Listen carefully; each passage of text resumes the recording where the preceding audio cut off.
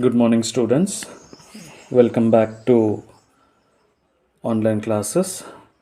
Um, as we already know, we have completed the units 3 of business organization management in classroom. The first unit, introduction and forms of business organization, in which we learned what is business and what are the different forms of business, like sole proprietary, partnership firms, uh, Hindu undivided family, and joint stock companies. So, and in continuation to the forms of business, the main form of business, which is a joint stock company, we learned that in the unit 2, like what is joint stock company, what are the association of people, how the association of the people come into form a joint stock company, how they become promoters, how they become directors, how they become shareholders, and what are the procedures that are involved in forming a joint stock company, what are the essential needs and documents, like memorandum of association, articles of association, um, and the documents like memorandum of understanding signed by the board of directors before going to before going to form a company, and uh, what are the different procedures that involved with the government to get the companies registered, what are the naming convention, what about the liabilities that are involved in pooling the capital and finances for starting this company. All those concepts we have learned in classroom in joint stock companies in unit 2. After that, after we learning the forms of organization, the after we learning the business and the forms of organization, and the biggest form of organization, then after we moved to the then after we moved to the concept called introduction to the functions of management, like after forming the business organizations, what how those businesses have to be uh, functioned, and what are the what are the different aspects that we need to manage that run the functions and manage that businesses. In that we have learned how we will select the people for running the functions, like the employee skills and leadership qualities, and the controlling factors when things go beyond the planned objectives. All those things we have learned in the unit third, saying introduction to the functions of management. Now now once, as we all know that we are not attending, we are not conducting the classes in the classroom, and we are conducting them in online. So our next unit, which is planning and organizing, the fourth unit for business organization management BCom first year first semester subject, the fourth unit, planning and organizing. Let's start this unit from today, and in this one I will let you know what are the different aspects that come for the planning and organizing. So as we all know, planning is one of the essential thing that everyone does in their life, like even for the smaller uh, activity of a life activity. Like, take an example. If you want to if you if you want to go to somewhere, take an example, today morning when you have woke up and you thought you wanted to go for a workout or a jogging, or a morning walk, you could have planned it last night itself, like I'll go to sleep at this time and I'll wake up by this time and I'll go to the workout or jogging or a morning walk by this time. And so such kind of pre deciding things, like pre thinking things, is called planning. Like anything that you think to do something in near future, or in the or for your future purposes, that thinking is called planning. So why do we plan?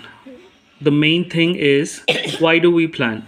Why do we plan? Because it helps us in determining the course of action. Like, as I said, today morning you woke up and you thought to go up for a morning walk. Now you have planned it last night itself before going to bed, saying that so and so time I'll wake up and so time I'll be going for the morning walk. So it this planning will help you to decide what is the thing that you have to do to achieve the goal that you have set. Like waking up in the morning and going up for a walk is the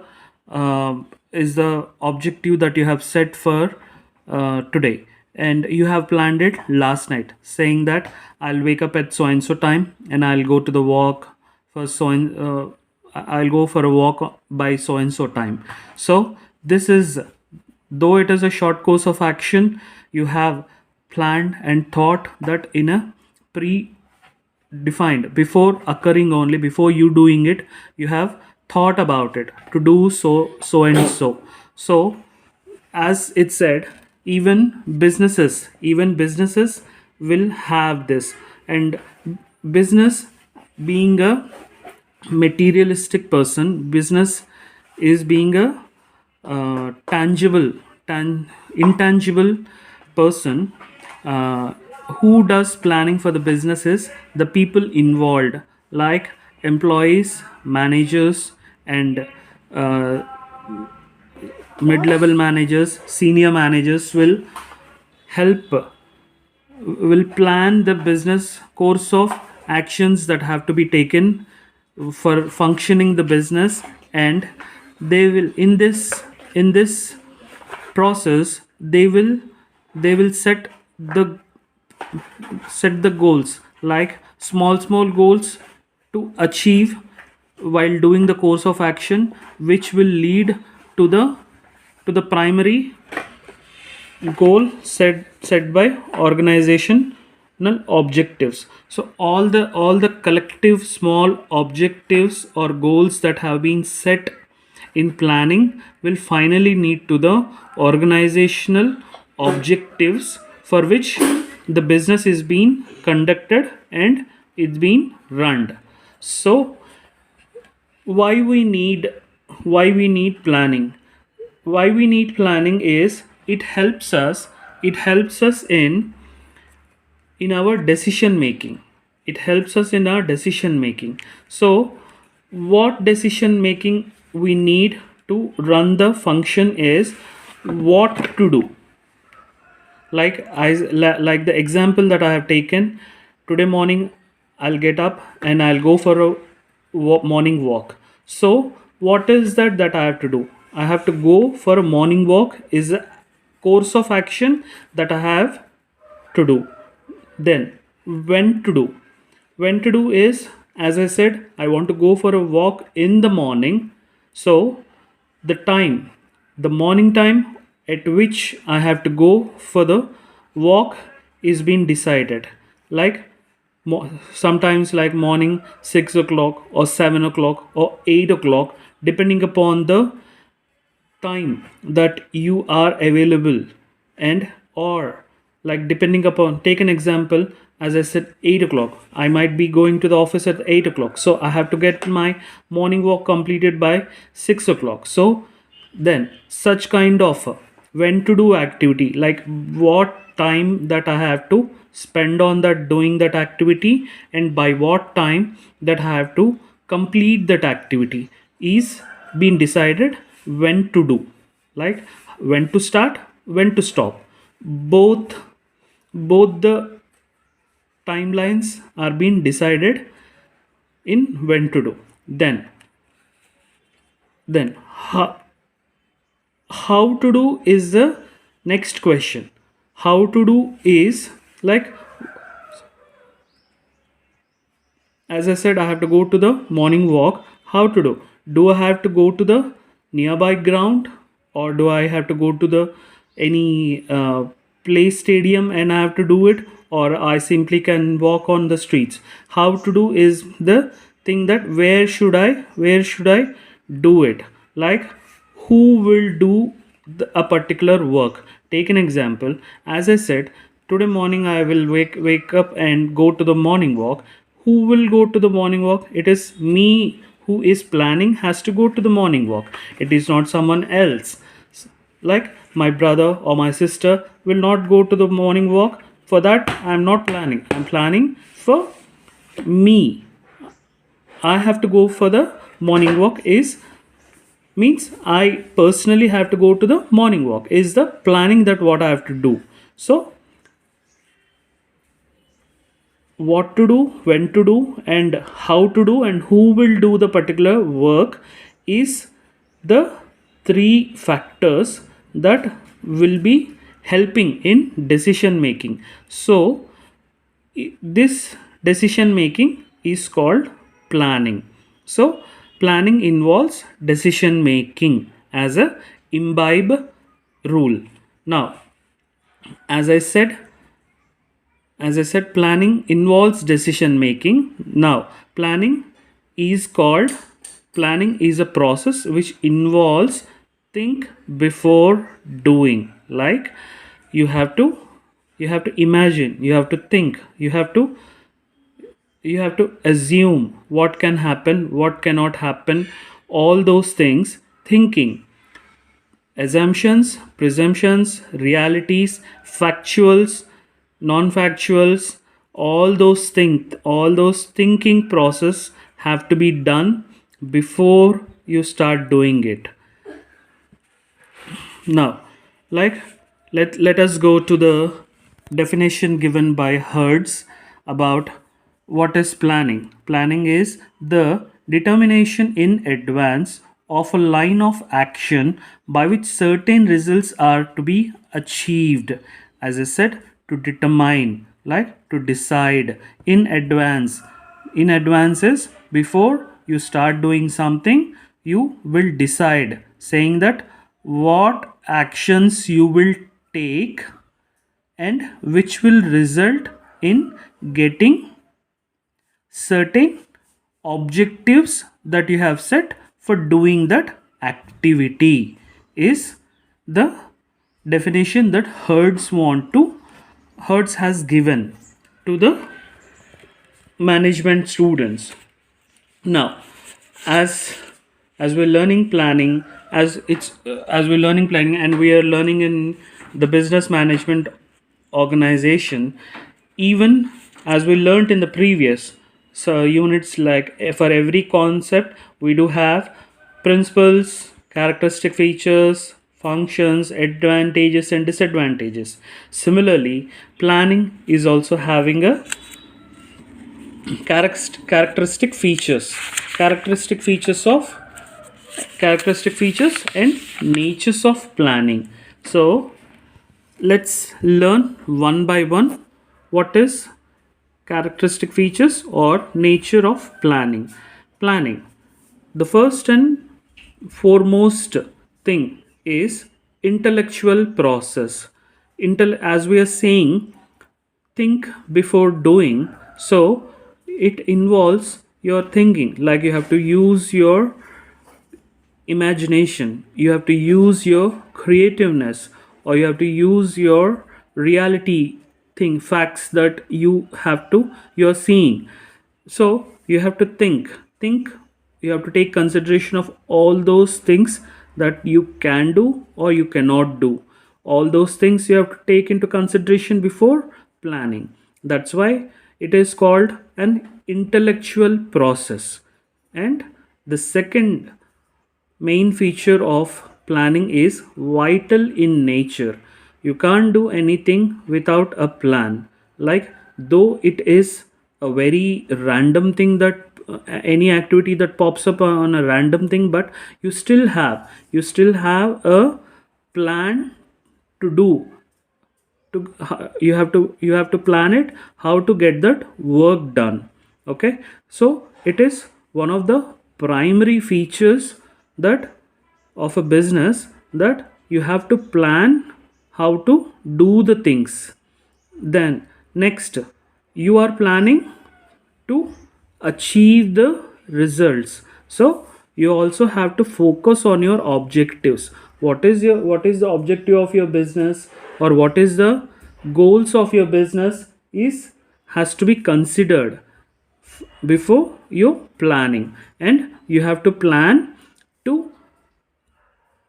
plan in a way to achieve your objectives. So you have to have a focus of your business objectives in planning the things. Now, in doing planning, what is the thing that you wanted to achieve is, planning leads to efficiency and economic.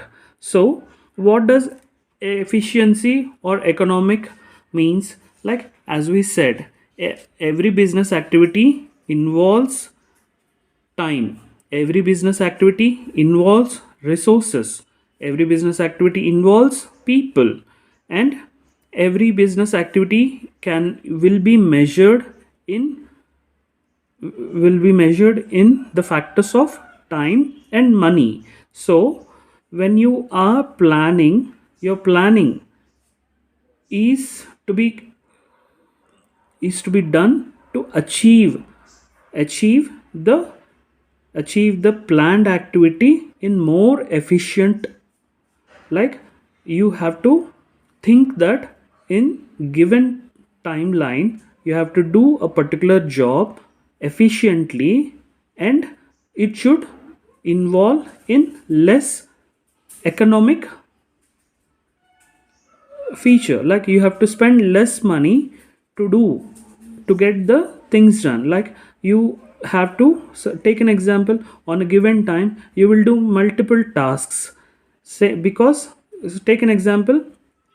I'll give you an example, saying that if you are going to a shop, you will go to a shop to buy multiple things at a time, because when you're going, you will spend some money and time to get the things, and you will get all the needed things at once when you go to that shop. Not for every single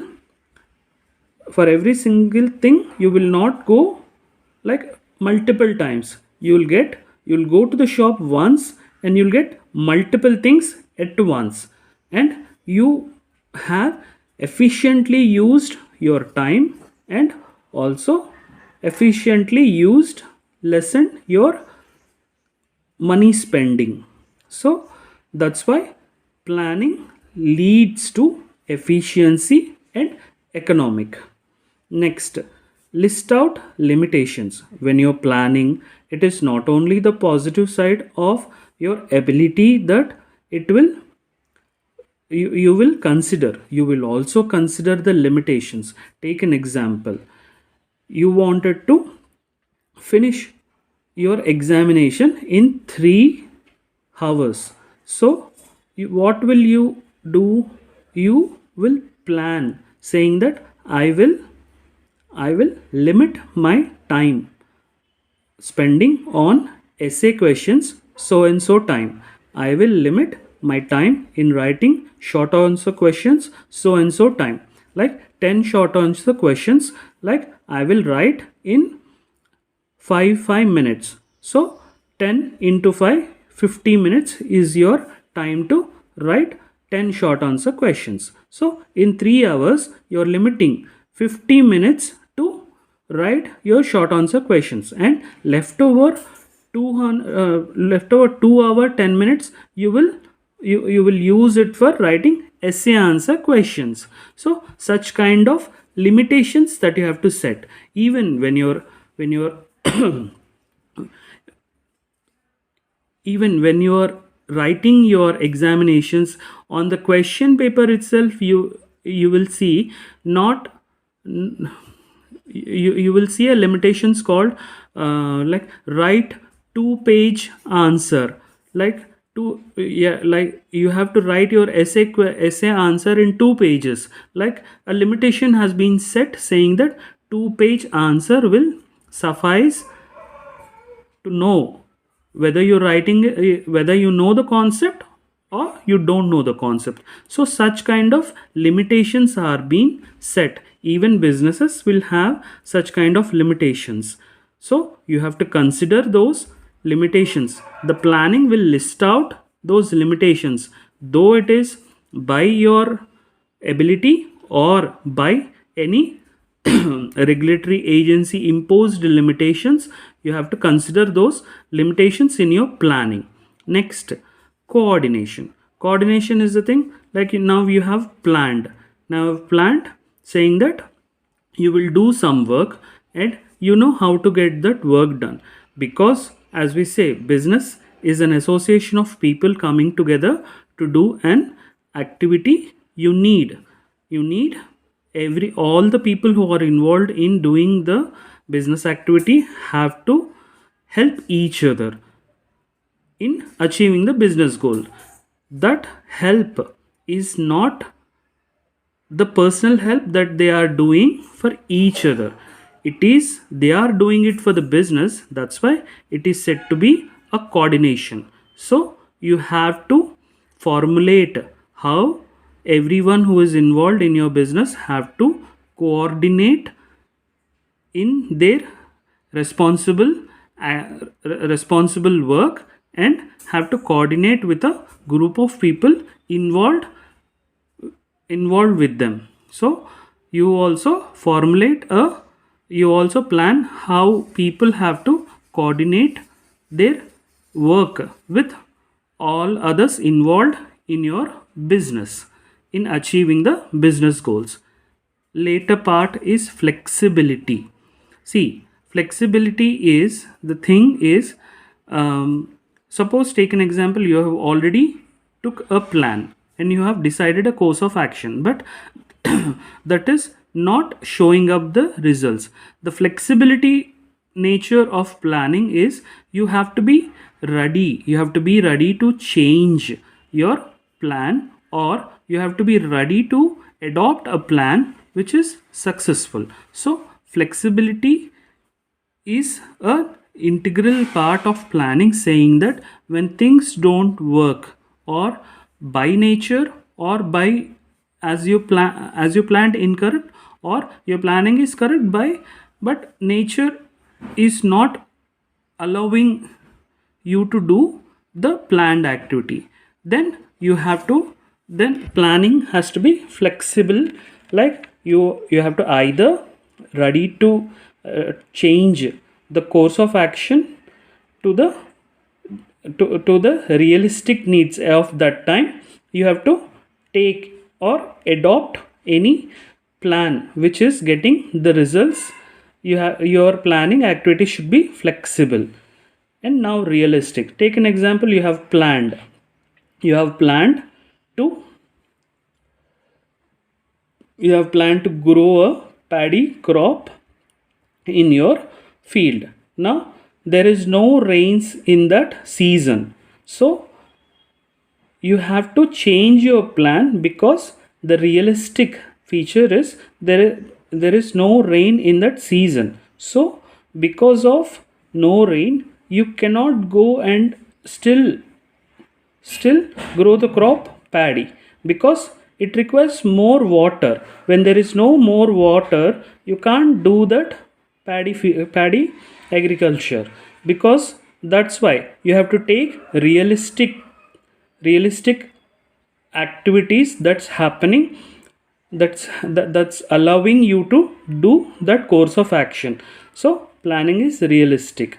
Now, as we say, business is continuous in process. Even planning which involved in business is continuous process. It is not that you have just planned a thing and it happened. It is to be done in a continuous way. You have to consider all the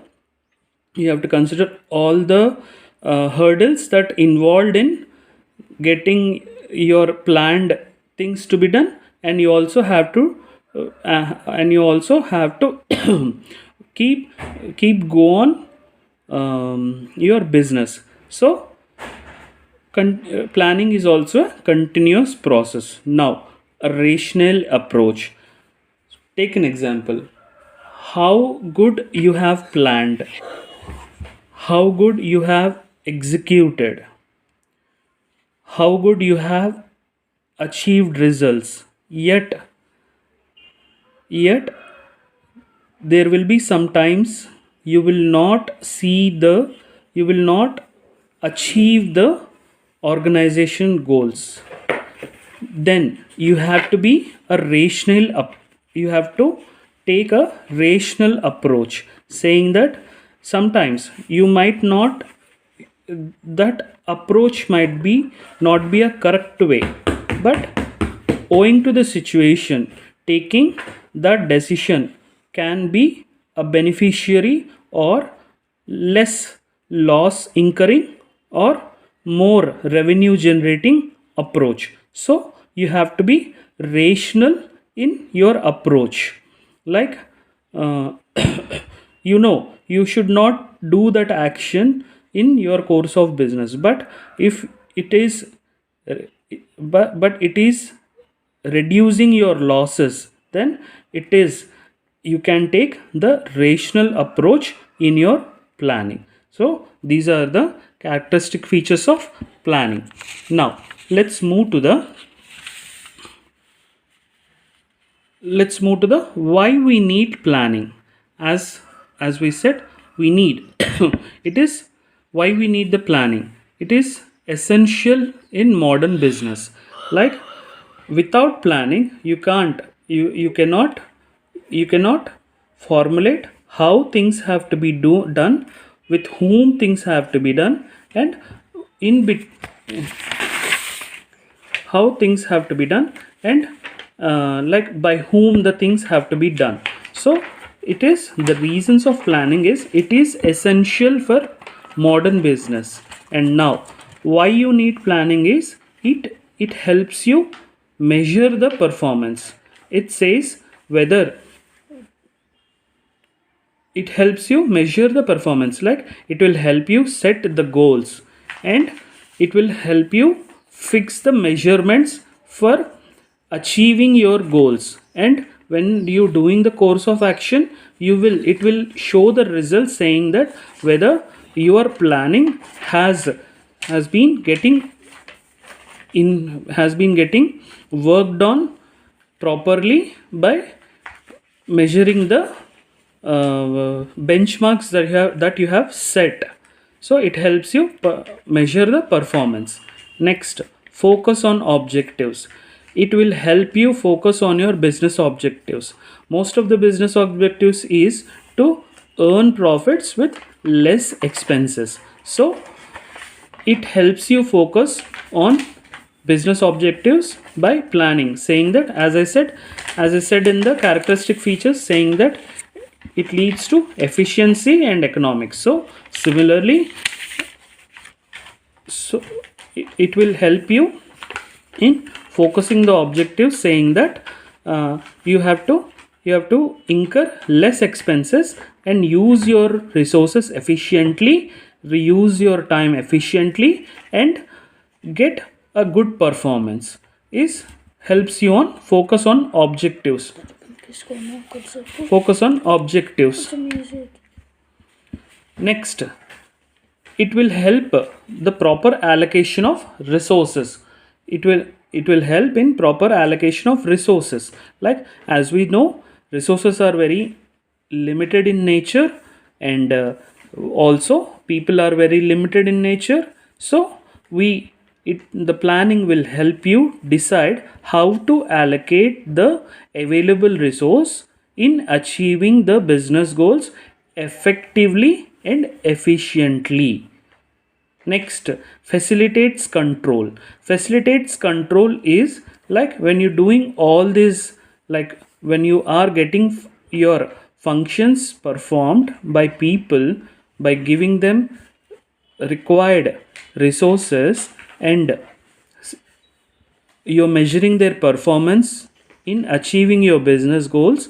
Like anywhere you need to control the things, like whether you're when you're measuring the performance, it shows that you are not achieving your goals as per the set, then you have to speed up your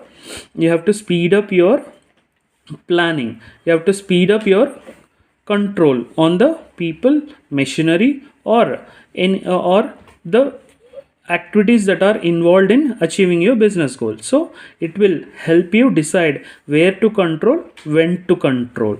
Next, helps in decision making. Like is one of the planning is one of the vital, as I said, is a vital in nature. Planning helps you make decision.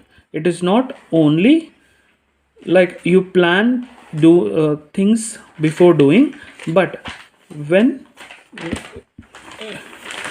before doing but while doing the course of planned activities, there is a chance of where you have to control.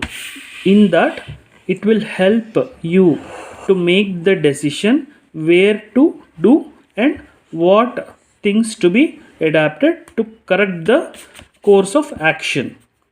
Next reason to for the business planning is avoiding business failures. Because of bad planning, because of bad execution, there is a high chances that your business will fail.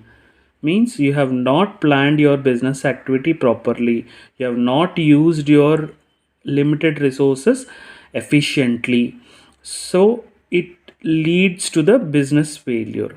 So as I said, business is continuous, so you have the planning will help you to control and make decisions in between the total course of business activity. It will help you avoid business failures. The controlling part, the allocation of resources part, the decision making part, and performance measurement part will help you to decide not to go to the business failures. So these are the reasons for planning. Next we will learn principles of planning. You can say this is a continuation to the characteristic features and and also the reasons, the same things that you will learn here in the principles of planning, like contribution to the objectives. Why we plan to achieve the set business objectives. So to achieve the business goals, like a set of goals that you have planned for doing the business is done for earning profits. So it contributes to set your business objectives. Then vital requirement. Vital planning is one of the vital thing that you have to do when you're starting business, doing business, and running business, and controlling your business activities. So planning is a vital requirement for your business activity.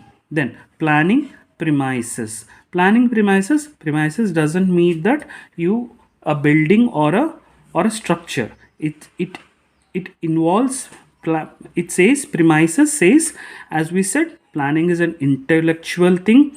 Planning premises means you have to be creative, you have to be realistic, you have to assume, you have to presume, like you have to, like, perception is are the things that you are in, that are involved in planning your course of action for the issues or for the activities that come up in the course of business activities. So such kind of thinking process, or such kind of thought process, are termed to be planning premises. And also, planning premises also means it is not only internal, business internal, you can also take a help of external businesses who will plan the course of action for achieving the business goals. Like you can like a consultative approach. Planning premises can also be like taking a help of consultant to plan your business activities and achieve the business goals. Then alternative approach is, like as I said, when as an internal part of the business you have planned a course of business activity and it is not resulting in achieving the goals that you have set, so then you have to be flexible enough to adopt or to take help of others to help you in plan your course of activity, so that you can reduce your loss incurring capabilities, like loss incurring instances. So you have to be alternative in approach. Like as we say, what is if plan A fails, what is plan B? If plan B fails, what is plan C? So such kind of things comes in alternative approach. So next, time limitations. Like when you are planning something, there will be a limitation for time. It is not only the time, you also have a resource limitations, like you also have a regulations that are imposed in doing the business. So such kind of limitations will be taken into the consideration when you're planning your business activity, and you have to fix your timelines in achieving your business goals. Then flexibility is one more feature. Like when you're planning, you have to know whether the planned activities are achievable or not achievable. You can't plan things in a way that where your workforce cannot achieve.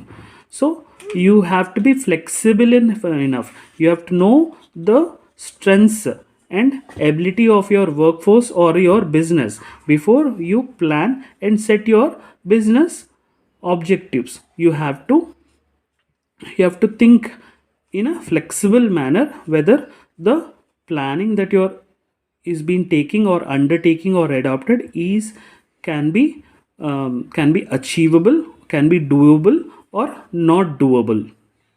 So as today I will wind off the class with these three concepts in planning. One is characteristic features, second is reason for planning, third is principles of planning. Now these three concepts are interrelated, and which revolves around the same points. So when you get any questions from these three concepts of planning, you can interrelate the points with each other, and you can attempt your examination. Thank you.